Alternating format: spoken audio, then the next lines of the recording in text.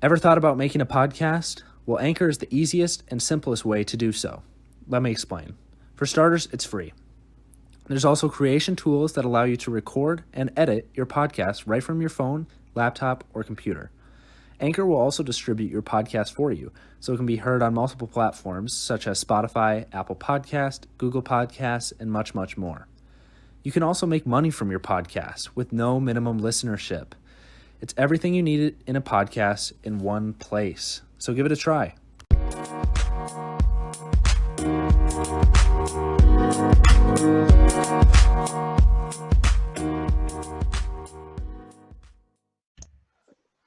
Welcome back, everyone, to Those Film Nerds podcast. As always, I'm joined today by Sam Dierberger, just sitting right over there. Sam, how are you?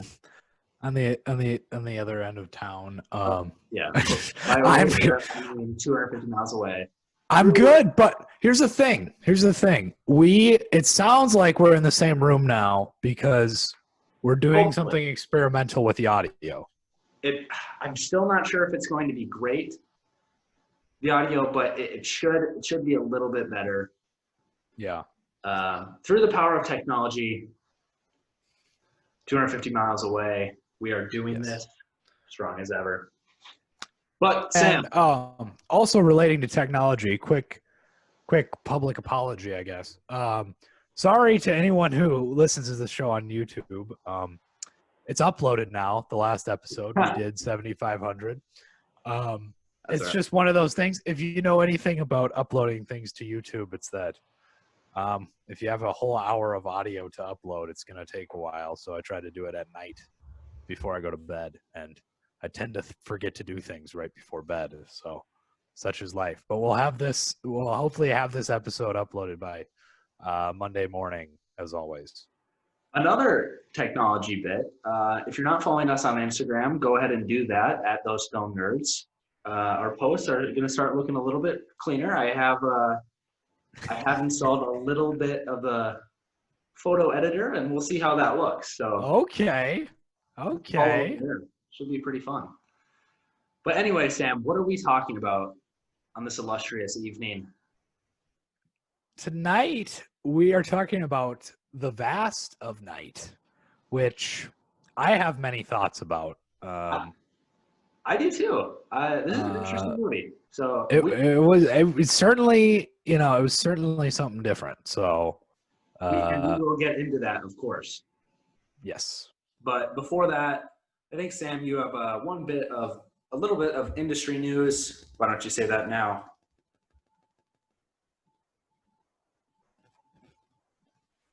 And it looks like we lost him for just a second. Let's see if we can get him back. Yeah, the new Charlie Kaufman psychological horror movie, I'm Thinking of Ending Things, is going to be released September 4th on Netflix. So that's with Jesse Plemons and Toni Collette.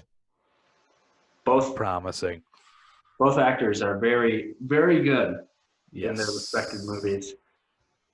Yes, very so exciting. Also just a little bit in the United Kingdom, our friends from across the pond,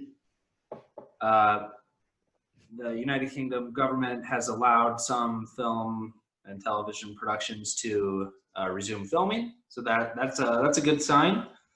So that in 2 years, we don't have a huge gap of movie losses. Hopefully. Yeah, right. Hopefully. But yeah, that's good news. Hopefully things start ramping up again sometime soon, and hopefully we can go to the movies. I almost pulled the trigger. I almost went to a movie in theaters today. I was about to go see Jurassic Park. Just didn't get around to it. I've seen Jurassic Park before. Just was about to go see it in theaters and just didn't get to it. But maybe next time. Yeah, that'd probably be worth seeing in a theater. I think so. I think it'd be cool. Yeah. All right, so do you just want to get into the Vast of Night? Do we want to get into the Vast of Night? Well, yeah, I guess so, because I have a lot of thoughts about this movie. Let's get into it. Why not?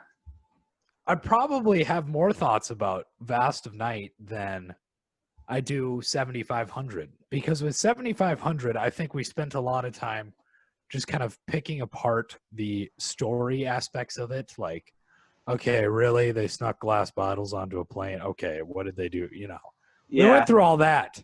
Vast of Night is a little more, it leaves a lot fewer questions about the plot and more about like more big picture questions, I would say. Sure. So for anyone who doesn't know, The Vast of Night is out on Amazon Prime right now. Go check it out if you haven't seen it yet. Come back to the episode.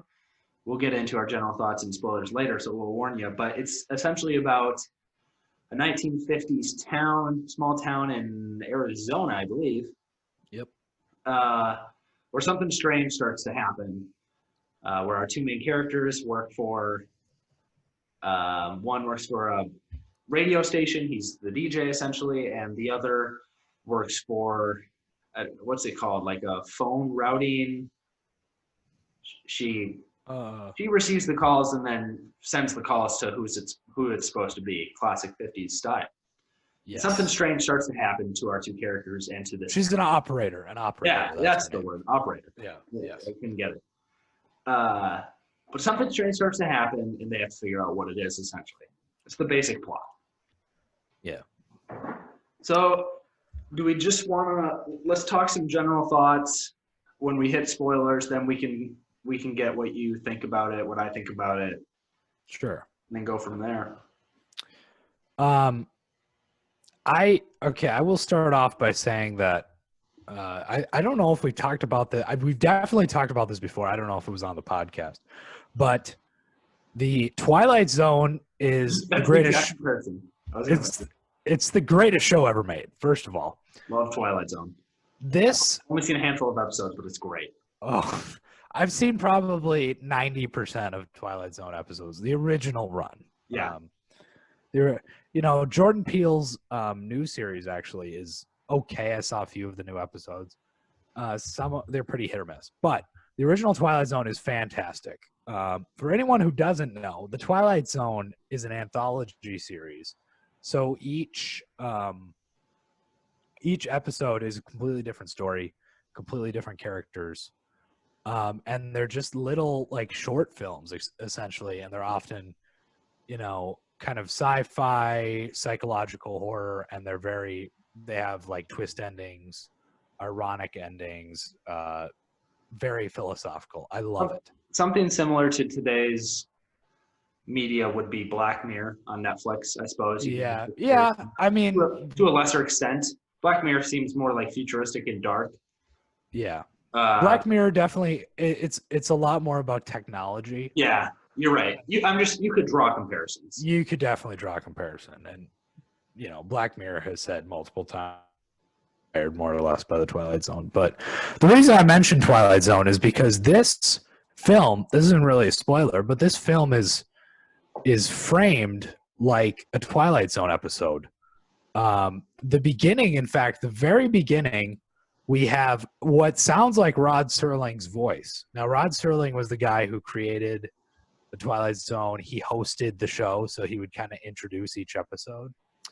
And he kind of does a little monologue at the beginning of each episode. In this movie, they have like a Rod Serling sound-alike, it sounds like, try to like do a little monologue into the episode, which was pretty cool. Into the movie, I guess. It's like a long-form episode. Yeah. Absolutely. I guess some other comparisons I was kind of thinking that this made was it definitely felt like Close Encounters of the Third Kind. Yes. And I guess it also kind of felt like a Spielberg movie in a weird way. Yeah. It felt like exactly like a Spielberg movie without the inherent magic of a Spielberg movie, I guess, if that makes sense. Very, very Super 8-esque. Yeah. And maybe a tiny bit of Arrival, but not greatly. No. But super, super interesting, very thought-provoking, and loved the idea behind it. It's interesting, the director of this movie, first-time director, I don't know if you knew this, because I was doing some research on this guy, because I was like, man, he has a ton of talent. This first-time movie, that's crazy. Yeah. he worked for the Oklahoma City Thunder basketball team as Yes. their media film guy. And I was like, how did this guy, I was like, what is happening? But so he had this idea in his head for like years and years. Finally made it, super, super low budget. And tried to get it in so many different film festivals, always got declined because who was this guy, whatever. Yeah. Finally got it in at some random film festival. And it just Slam Dance. Okay, Slam Dance. I didn't even remember that. So random. All right, all of our Slam Dance lovers. But so Steven Soderbergh, the director of the Ocean series and many other movies, very accomplished, saw the movie and loved it, and kind of took him under his wing a little bit to get it produced and put onto Amazon, I should say, and probably will help him fund his next movie, to be honest. Mm-hmm. But really interesting story there. So, yeah, the other thing I read about him is this guy, what's his name? We should get his name. Andrew Patterson. He he was so insistent. This isn't a spoiler either, but at the beginning, there's a huge town basketball game. It's a very small town, and everyone in the town is showing up for this basketball game because it's high school basketball, because it's like a big thing. Yeah. He insisted that it had to be a basketball game. So in order to get the period details correct, the production team removed the 3-point line of the basketball court in the gym at a cost of $20,000. Like, really? And the movie, the movie was made for like $700,000, I think it was $700,000. Yeah, so that was like super low budget. Yeah, that was like, a solid. What would that be? Like 5% of your budget just spent a decent amount. Yeah. To remove the 3-point line. And it really, the basketball game serves no functional purpose in the story in terms of what the game is. You could have it be a football game. It could be a baseball game. Yeah, it could be anything. Could just be a town gathering for, it doesn't need to be a sport event of any kind, really. But he insisted that it had to be a basketball game in the 50s, so they had to remove the 3-point line. That's interesting, actually. Yeah, but I just kind of going off of that, I loved. For some reason, I really like the beginning. I love a good tracking shot. Yes. Who doesn't know, a tracking shot is, let's say someone's walking through a hallway, and the camera just follows them all the way down. Then they take a left down another hallway. The camera will still follow them without making any cuts. Then they take a right into the basketball gym. The camera follows them without making any cuts, essentially. It tracks the character. Yeah. Love a tracking shot. And we had it for like 8 minutes. It was awesome. Yeah. Yeah. That was, well, really as a whole, the entire movie is really, really well shot for what they have. A lot of long take dialogue sequences. Yes. And the editing too. The editing is phenomenal. Yes, it's very solid. Very, very solid. On all levels of filmmaking, it's quite good. Yes. So I don't think we'll have many complaints there. How did you think our two leads did? I loved the character. What's his name? I love the character of Everett. Everett is a cool kind of cocky a little bit, but like I can hang out with that guy. I love Everett. Is like Everett is everything I wish I was. Yeah, he's like. I think everyone wishes they could just have witty, snappy phrases at all points, and that's Everett. So everyone's like, man, how did we think to say that? That's awesome. And then you're just like, I'd be that guy. I love the way he talks. His voice reminds me of the way, his diction and his accent really remind me of someone. I'm thinking, I can't remember who it is. I can't think of it, but man, I really liked Everett. Faye Crocker, the other lead, is good. the actress does a good job. Her name is Sierra McCormick. I'm unaware of anything she's been in, so Well, it says she first became known for participating on a game show, Are You Smarter Than a Fifth Grader? yeah. That's So a good start. if you're watching Are You Smarter Than a Fifth Grader episodes from like 2007, 2008, then that's her. Good. But I mean, so I do other that than every that, Tuesday no, night, so I'll let you know. I'll let you know when I see her. But yeah, so she does a good job, but the character of Faye Crocker, I mean, she's fine. She, I get annoyed by naive characters pretty easily, and she really plays into that kind of like 50s stereotype of a teenage girl who's oh, should we be doing this? Like, I don't know what you know what I mean? Like, Yeah. Oh yeah. Yeah. just kind of, and I don't know if that stereotype is true or not because I didn't live in the 50s, but it does get kind of old and tiresome pretty fast. Sure. I get that. I understand that. Yeah. I thought the performances were good. Like you said, characters it might have been able to be written a little bit better. I don't think that's on her. That's maybe just on the script. Yeah. But yeah, other than that, it's really well rounded. I'd like to get in. What else did you like about it? Is there a specific scene that stood out to you, or anything like that? I mean, I loved the whole radio idea. That's what I was. I really like the atmosphere of it. Yes. Just Just very immersive. From the costume design to the jobs that they have. I mean, we don't have telephone operators anymore. We don't really have DJs anymore. I just thought that was cool. I was totally in on that. And it seems like just such a 50s, like such a 50s storyline. I don't know why. Like, it just, for anyone who doesn't know, this is kind of a spoil. I won't get into it yet, I suppose. Okay. I won't get into it yet, actually. Is there anything bad that you really didn't like about it? That's a non-spoiler. I think Sure. that This is such a tough movie to get into spoilers because about literally 20 minutes in, the plot starts to develop. So it's a tough movie to not spoil, but okay. Oh yeah. I have an idea. The one thing that kind of bugged me, and I didn't really think about it at first, but subsequently I read Letterboxd reviews and they kind of pointed this out, and I was like, yeah, that was kind of dumb. So this movie, as I mentioned before, it is framed like an episode of The Twilight Zone or something like that.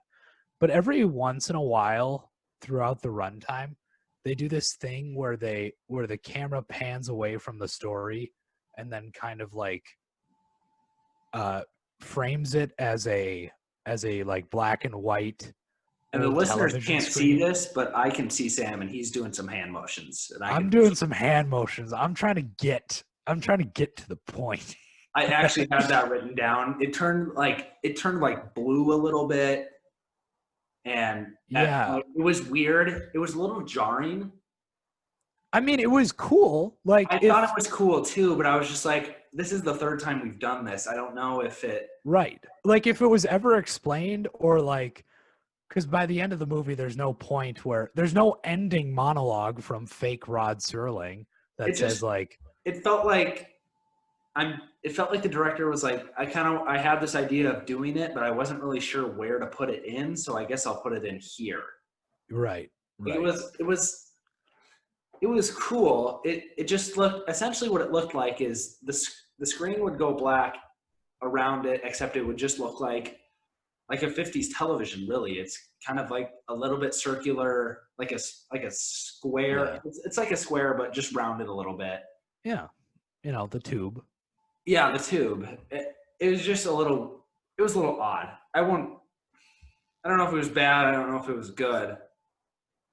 Just different than what I would have thought to do. Well, it's just that it was never explained. Like, you could do something with it and it'd be kind of cool, but there was nothing to be done with it. It just felt like he got a free like video effect from some website, and he's like, "Oh my god, I have to put this in here." That's what I meant. Like he wanted to get it in the movie, but was like, I don't really know where to put it or how to use it. I'll just put it in here. Yeah, yeah. So that was just it's kind of a nitpick, honestly, but Yeah, agreed. I will say, I did like what kind of movie this is. I feel like we don't really get this type of movie, a low budget. Okay, we're gonna go into spoilers. So spoiler alert. It's we held out for as long as we could, folks. It's really hard to spoil this because it's like 20 minutes in. It is a science fiction movie, and I'm sure even kind of in the description of the movie, it's even obvious. Yeah, it says a strange frequency over the. So we know something weird is going on. Yeah, it's a science fiction movie, and right. I like this type of movie because most science fiction movies we get are the $150 million blockbuster, high budget. Yes. Let's go make some money type movie, where this was just kind of like, I don't want to say it was highbrow, but like obviously very low budget and super easy watch, I suppose. You don't have to, this isn't like a required viewing in the theater. Right. It's just something we don't normally get, if that makes sense. Yes, absolutely. I like that about it.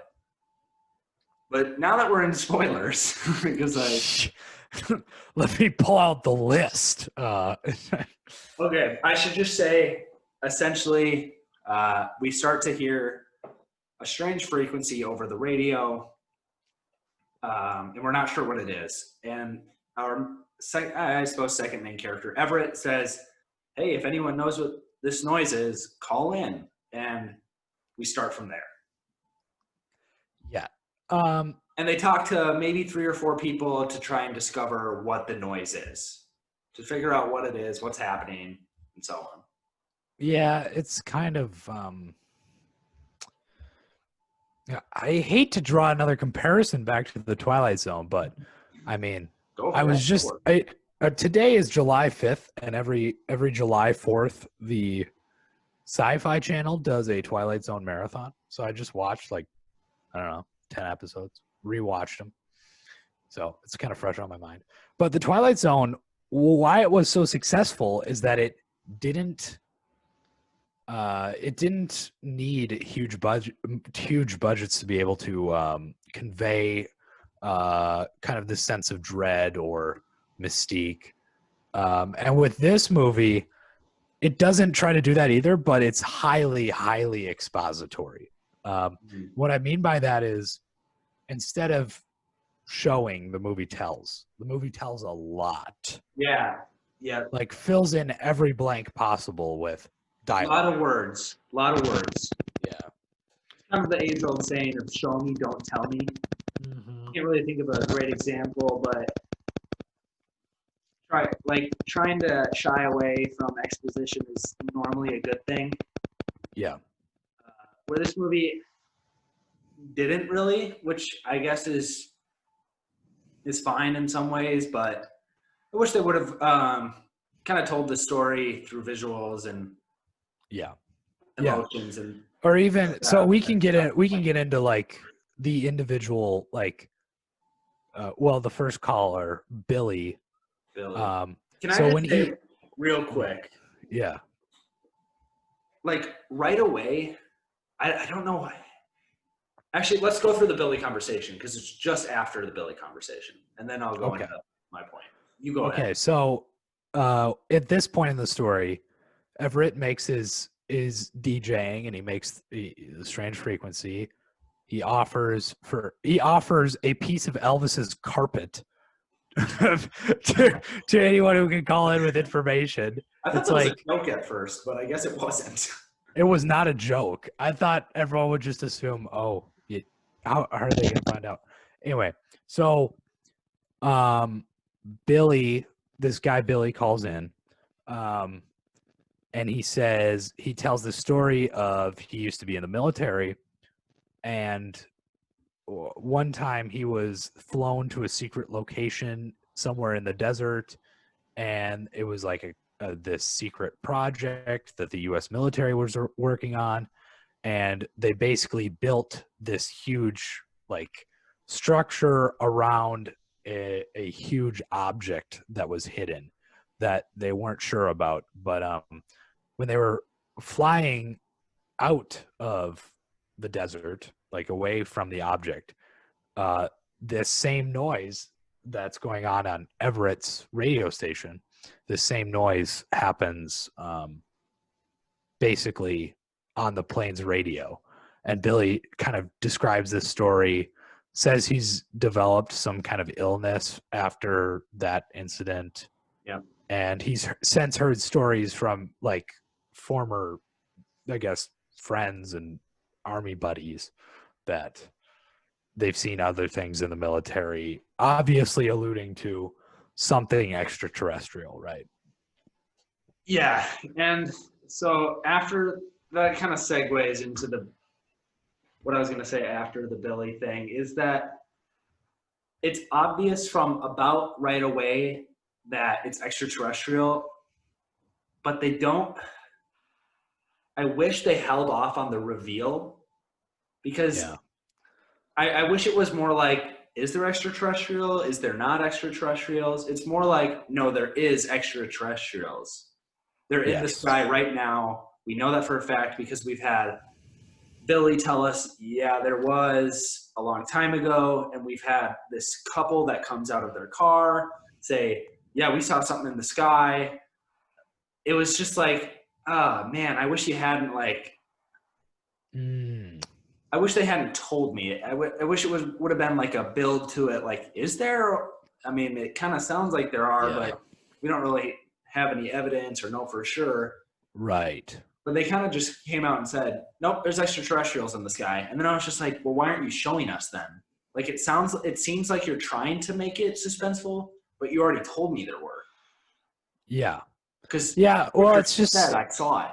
Yeah, and it would have been better if Billy was like, I'm just saying, like, I heard this noise before when I was in the military. That's what I meant. Yeah, we happened to be doing this project. I don't know what it was. It was something I've never seen before. I don't, And then just be like, I heard the noise. It sounds like the one you're playing now. Yeah. So that was just a little bit like, I wish you had not told me, I suppose. But they did. We move on. We meet, like I said, we meet this couple. They essentially tell us, hey, there's something in the sky. And then our two groups, our main characters kind of part off. The couple goes away. And then we go to this other woman who called in and said, I know something too. Can you come to my house? Essentially. Yep. And this is where it gets weird. You tell me. So first of all, it's never explained why she wants them to come to her house. No, it's not. At the end of their conversation, she wants to go with them. Maybe that was her plan the whole time. She wanted to. I think that was it. She can't leave by herself because she says, I'm not good at walking and I can't walk anymore. And it was more like she wanted to go with to see that alien. We're just going to say it. The alien spaceship. Right. She just wanted to see it. And we'll get into that, why she wanted to see it. But she lets in our two characters. She says, come to the back. I'm in here. And then she starts not chanting, but speaking in another language. And it doesn't sound like any language from Earth. Maybe it was. How did you feel about that? I don't know. I wasn't sure what to make of it. To me, it sounded like Spanish. It was Spanish?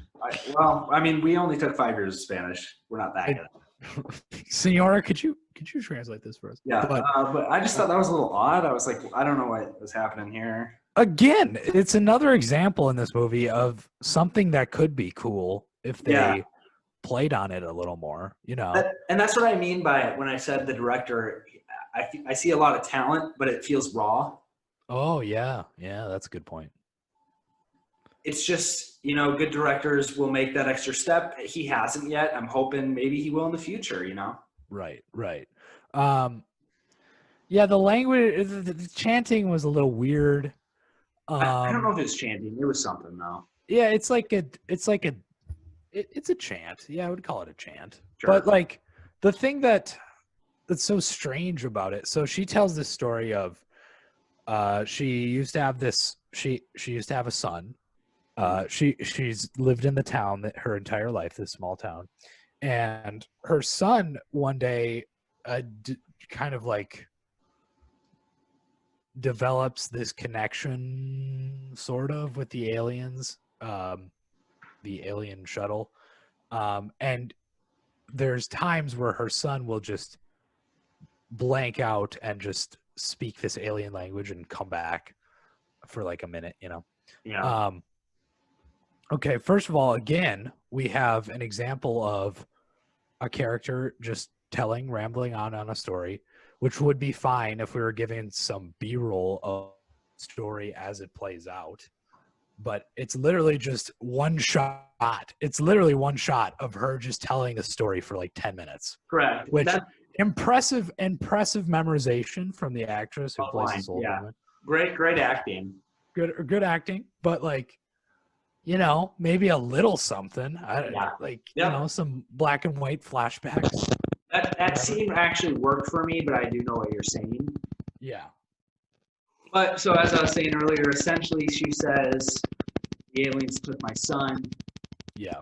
Although our characters still aren't sure, but at that point I'm just like, but I'm pretty sure that's what actually happened because we've alluded to it like 7 times now. Right. And she wants to see the aliens. So I think that's why she wanted them to come over to her house, because she wants to see her son again. Although I don't know why she would think her son's alive, but yeah. What does she think the aliens are doing with her son? Like he's just probably something like that. He's allowed to live up there? Like, yeah. Come on. It's odd. 4-course meal every day. It's like she would even recognize her son. Like, I don't know how long ago she says this was, but it was years ago. Her son was like 9 or 10. And yeah. Now she's 70. And he's a full-grown adult man. And he's just up there with the aliens. But other thing about this, halfway through her little monologue, I checked the timestamp on the movie, like how much time is left. I'm like, oh my God, I'm like almost through this movie. Like there's only like 10, 15 minutes left of the movie. Yeah. And at that point I was like, what? Like there's so much. It feels like the action is still building, you know? It does wrap up quite quick. I will say that. And we don't say that very often about movies. Like usually we're all for a short runtime. Sometimes, yeah, you're right. Because sometimes these types of movies will have a prolonged third act where it really drags and wants to hammer home. Look at how great this movie is. But this movie did wrap up, which I did appreciate that. That was nice. So after the old lady, I guess our character goes and gets her sister, and then they meet up with that couple again that we met earlier, who said they saw the spaceship. We still haven't seen the spaceship yet. At this point, Sam, are you thinking there's a spaceship or no? Oh well, okay. So I was just gave my opinion. I was pretty sure there was one, but I want to hear what were you thinking? Well, I thought there was one too, but it was such an impossible choice because it has to be one of the two, right? It either has to be an alien spaceship or it has to be some kind of Russian like airplane. We should say that they did mention in the movie. And then it would be like another stupid like Cold War like paranoia thing, you know. Something like that, which has just been overdone so many times. It's not a bad theme, it's been done so many times. And then the alien thing, I was also dreading that because I was like, okay, then there's no buildup, like you mentioned. Like we've just been saying for 80 minutes that there's aliens up in the sky, and now we're going to confirm to ourselves that there's aliens. Yeah, that again, that's what I was saying. It's kind of a minor complaint, but I was just like, I wish you hadn't told me, I guess is my thing. Right. I would want to speculate and guess, which they didn't allow, but I guess that's not the end of the world. Yeah. Now, could you think of another ending that would work better? Like besides an alien spaceship or a Soviet Union vessel? Besides the Russia thing. I don't know. I can't think of one. Yeah. Like, No, just say it was set how up. the story, you'd have to alter the story quite a bit because there wouldn't be any other allusions. You have to at least allude a little bit to how the ending will go. They alluded either Russians or aliens. You would have to add something earlier. I'm gonna say U.S. government giant dome.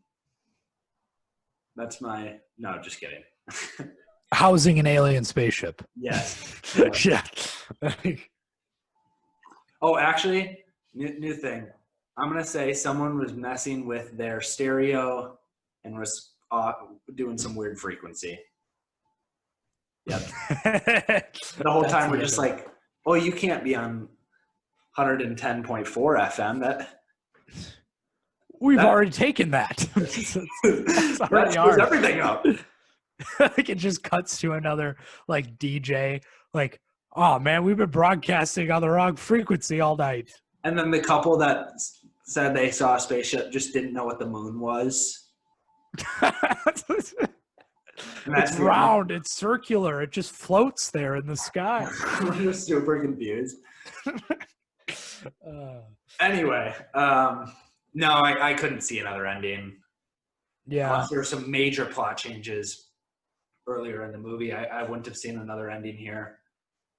Yeah.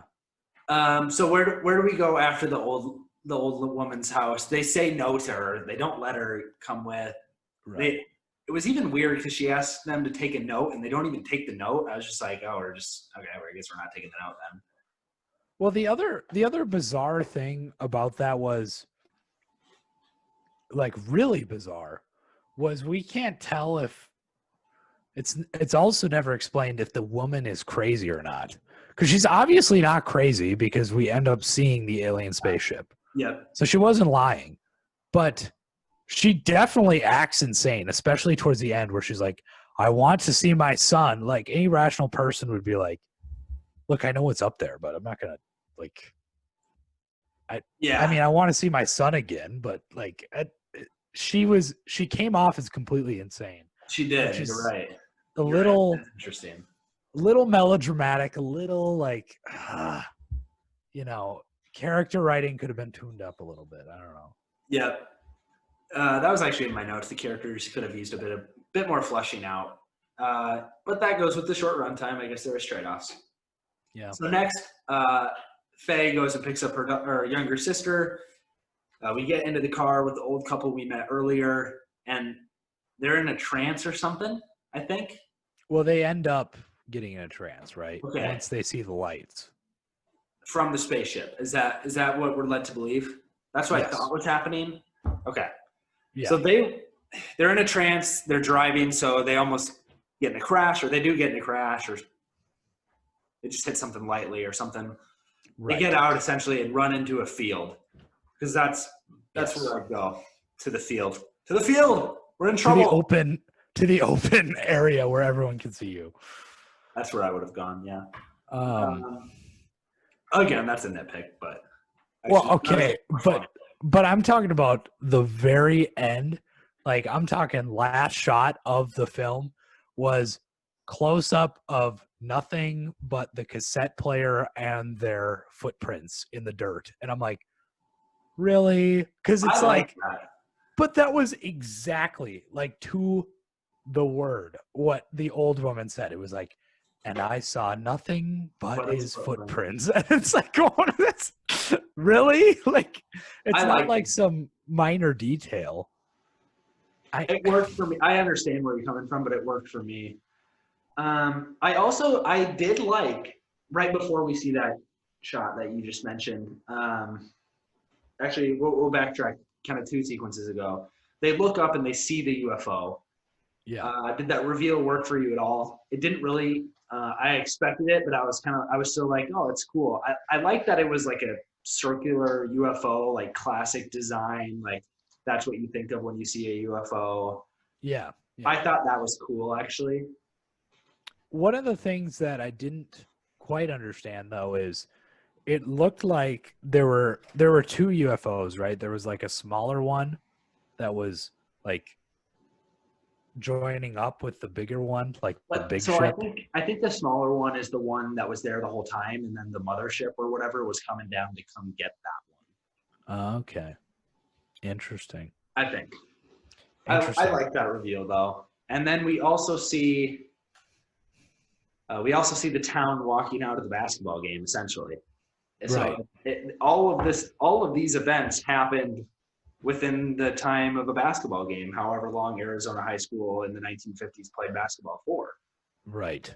Right now, in the 2020s in Minnesota, where we went to high school, it was 40 minutes. Who knows how long? I mean, that a lot of stuff happened in that night, man. A lot of stuff in that 40 minutes. But yeah, I mean, it's cool. Okay, I might take back my earlier comments about the basketball game. That is a cool concept because you think of like a 7 p.m. game. Oh, there you go. It wouldn't work for football or baseball because it's outdoors. Everyone would have seen it. Oh, yeah. And it can't be hockey because it's Arizona. So Could have been volleyball. the volleyball game. Missed opportunity. The volleyball game. The men's volleyball. Or swimming. Actually, it wouldn't have been realistic though. No one would have gone to a swimming meet. Yeah. Yeah, I'm so fascinated. I guess this is related. I'm so fascinated by the idea of living in a town and literally the most exciting thing to do is go to the high school basketball. Because nothing else goes on. Like that is like the highlight of your week. Like let's watch some 17-year-olds play basketball. Because they even say that earlier. They're like, "Are you going to the basketball game?" They're like, "No, I have to work." Like they're bummed out. Everyone wants to go to the basketball game. Nice. That's awesome. Yeah. Yeah. I'm also confused as to like the distances between buildings in this town is very like fluid. Like some areas you have to drive, it's got to be a few miles, and then some of them is like a sprint up the sidewalk and you're there. A lot of running. A lot of running. Fake rocker. But yeah, the basketball sequence is kind of cool.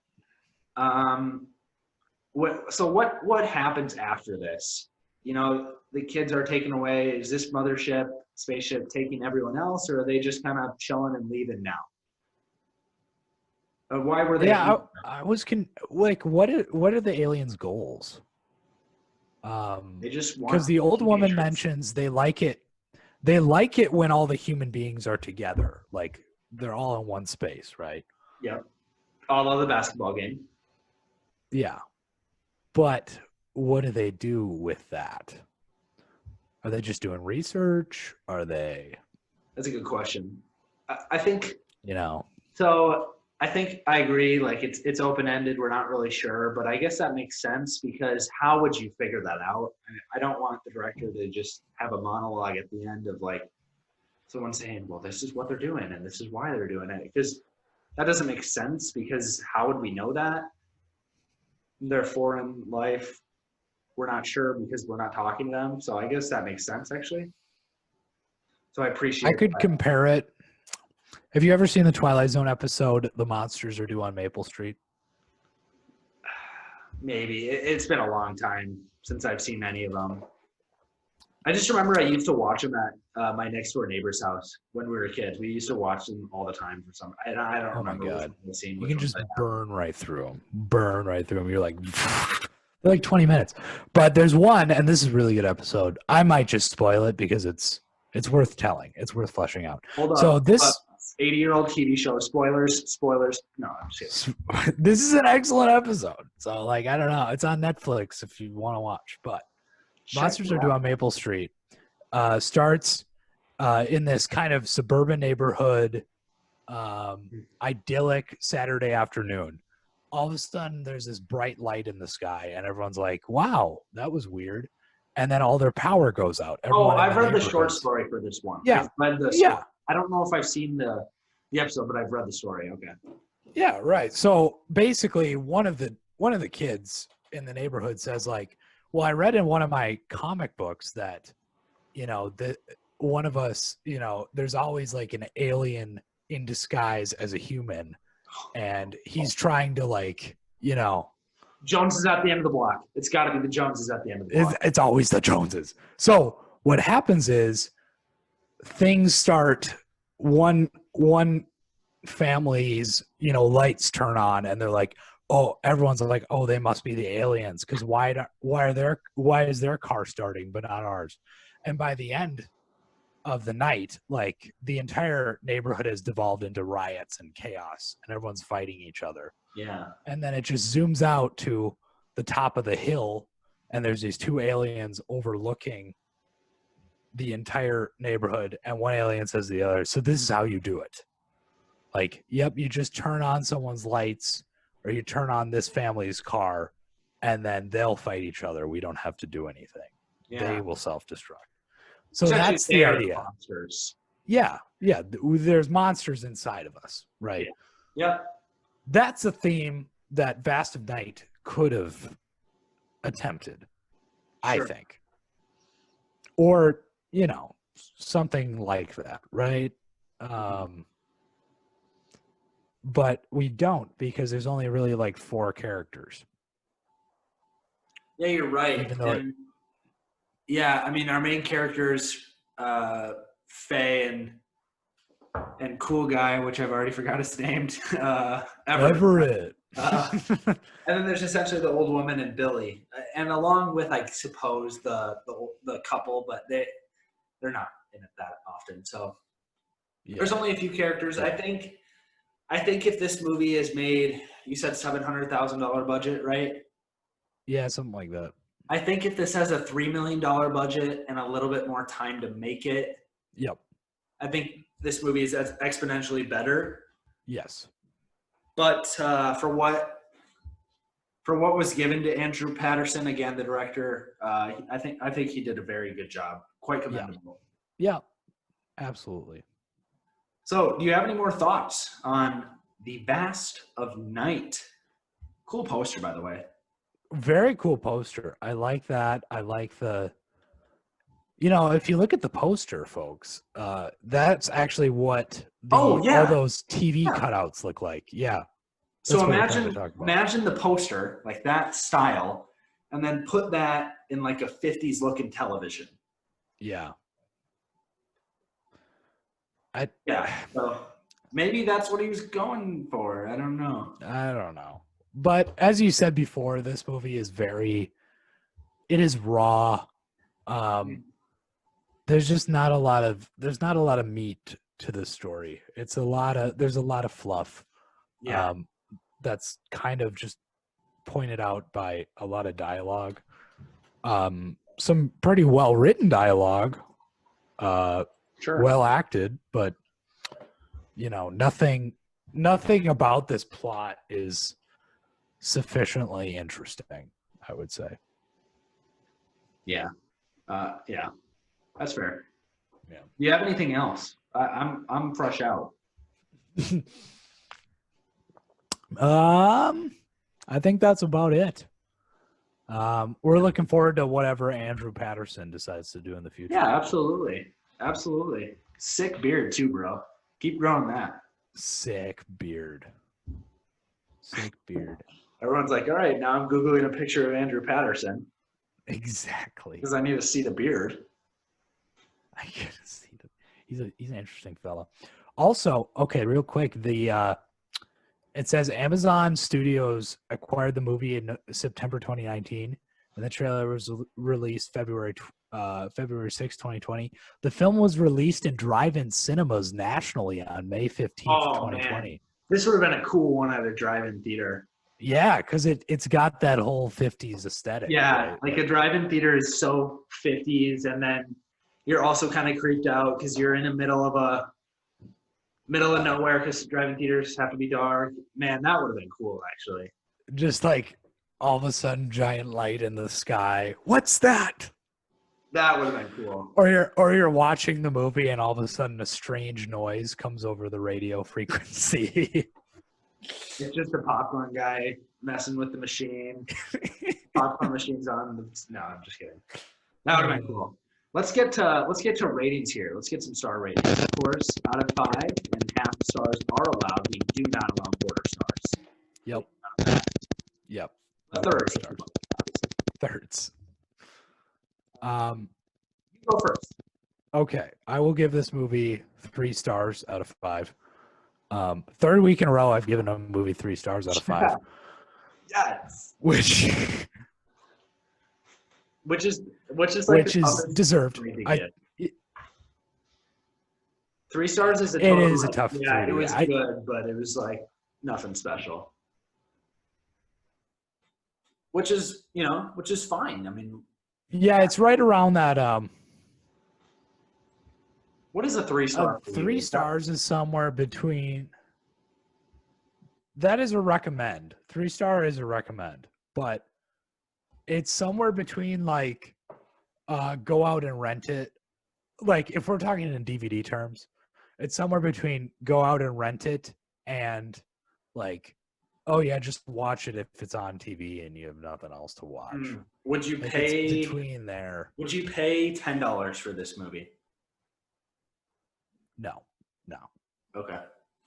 Not to go see it. There's I your mean, gauge. since if you have Amazon Prime already, it's probably worth your time then. It's totally worth your time. You know? You already have Amazon Prime. It's free and it's 90 minutes. That's like, right.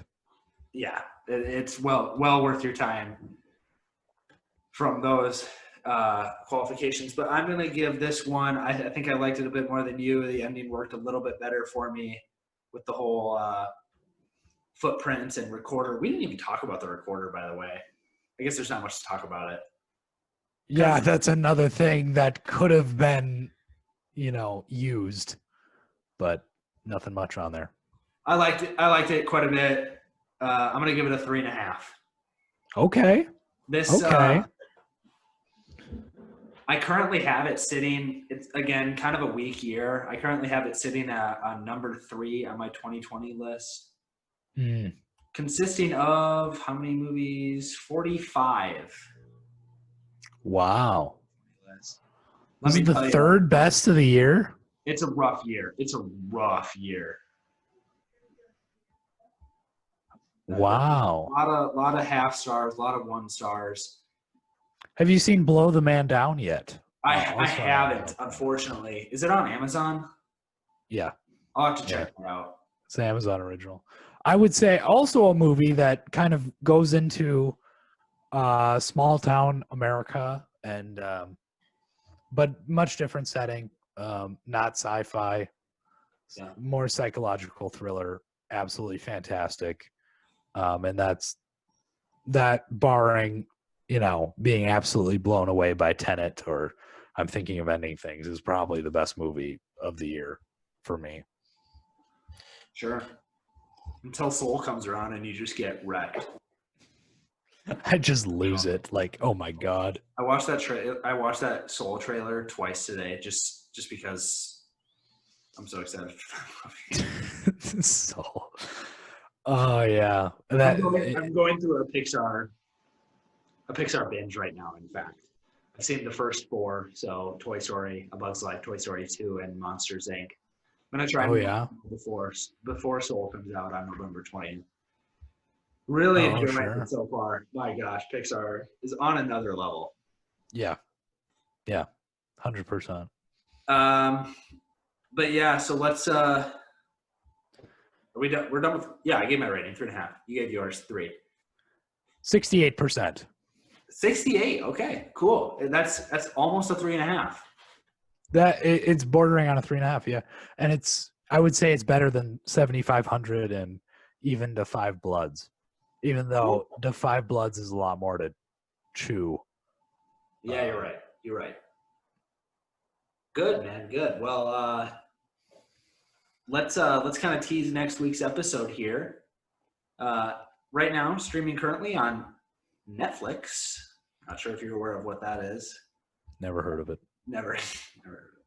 Uh, there's a movie with starring Will Ferrell and Rachel McAdams, so there automatically means it's time travel because Rachel McAdams is in every movie to do with time traveling. Obviously. Did you know that actually Rachel McAdams is in like 5 movies that have to do with time travel? No, I've never heard of this. Look at her. Look at her. Her filmography, and there's so many time travels. Doctor Strange, that has time travel. Midnight in Paris, time travel. About Time, time travel. Like there's multiple. That's so weird. Just kidding. Not to do with time travel. Just a funny bit. It's with Rachel McAdams and Will Ferrell, and they are artists, musical artists who compete in an event. And we're not sure how it's going to be, but check it out. Get excited for, Eurovision. Actually, wait, what's the full title? Got to give the full title. Eurovision Song Contest: The Story of Fire Saga. If a 15-syllable movie title doesn't get you excited, I don't know. Eurovision. What? It says Story of Fire Saga. Does that mean it's the beginning of a saga, like a franchise? Oh. We're gonna get a Eurovision cinematic universe. Let's go. Oh. Anyway, check out Eurovision. We're gonna be reviewing that one next week. Should be fun at the least, hopefully. Yeah, get ready for some I don't like to have prejudice towards movies I haven't seen yet, but yeah. Oh boy. We'll see. Boy. We'll reconvene next week to discuss Eurovision Song Contest: The Story of Fire Saga. There's also a colon in there somewhere. You and say like, I don't care. You can find it if you get around to it. I hate when movies use colons. It's, I don't know, it just bugs me. It's the same thing for me and like books, where it's like, often like nonfiction books where it's like one word colon how da da da da da da da da da da. Yeah, it's true for a lot of like political and historical books. They get that a lot. It just bugs me. love It's the like, colon. be a little more creative, but Yeah. Anyway, check that out. We'll review that next week. In the meantime, Sam, do you have a recommend this week? I do actually. Okay, first of all, my recommend is The Twilight Zone. That's number one. Cool, man. Second recommend though. I got another recommend. Yeah. A podcast that I've really been. I don't know why you would be listening to another podcast. What? There's other podcasts. They exist. They're not as successful as ours. I'm kidding. No. Nobody. You can't. Only weirdos and only weirdos and stupid people listen to other podcasts. But there is another podcast that's really enjoyable. It's called Disgraceland, and I've just been absolutely binging it lately. But it's like insider stories of like sex, drugs, and rock and roll on just various artists. Like I listened to a fascinating one on Frank Sinatra and his involvement with the mafia in helping getting JFK elected in 1960. Like it's fascinating stuff if you like that. So Disgraceland, check it out. Awesome. I'm bouncing back and forth between a couple things here. I'm gonna recommend a movie on Netflix. Actually, I'm not gonna say this is the greatest movie ever, but I watched it this week. Had a good time watching it. Called Tiger Tail, and it's a man reflecting on his life as a young boy and as a early 20 young man. Very good, super emotional, totally good story, and I really liked it. It's not going to win any Academy Awards or anything, but solid, very solid. So I'm going to recommend Tiger Tail out on Netflix. Awesome. Sweet. Until next time, again, watch some Eurovision. Sam, where can I find you on Letterboxd? You can find me at sjdierberger sometimes. Sometimes it's something else, but usually it's sjdierberger. We changed up the names a lot. I do like to change up the names just to confuse people. You can find me on Letterboxd at willspalding, and you can find us on Instagram at thosefilmnerds and at thosefilmnerds@gmail.com. Send us an email of what you think of the show, anything we should review, or anything we should know. And send us your thoughts on The Vast of Night if you have any.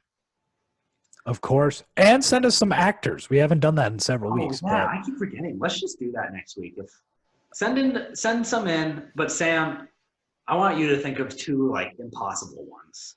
I'm gonna work on that all week. That'd be funny. I'm gonna rack my brains.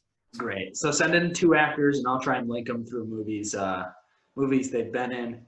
We haven't done it in a few episodes, but go back to some of the earlier ones, and maybe like episode 4, something might have them, and you'll kind of know what we're talking about when we say that. Yeah. But yes, pleasure speaking with you today, Sam. Super fun recording. As always. We all enjoyed, and we will see you next time. Goodbye. Have a great week, everyone.